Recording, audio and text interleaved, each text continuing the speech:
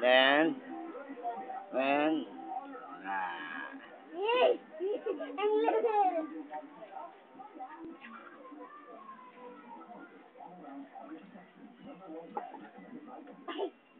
Parang ulam, tignan mo. ikaw bukulo.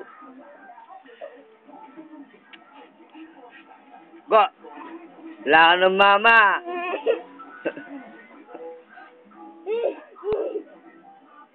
Sorry kasi yung mama mo.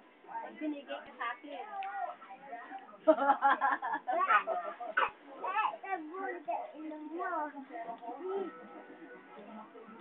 Wala kang papeles na. Magpapatunay na si Matthew ang nanay mo.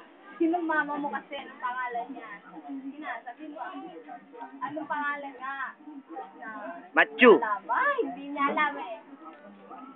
Upo! Umupo ka na, sige na!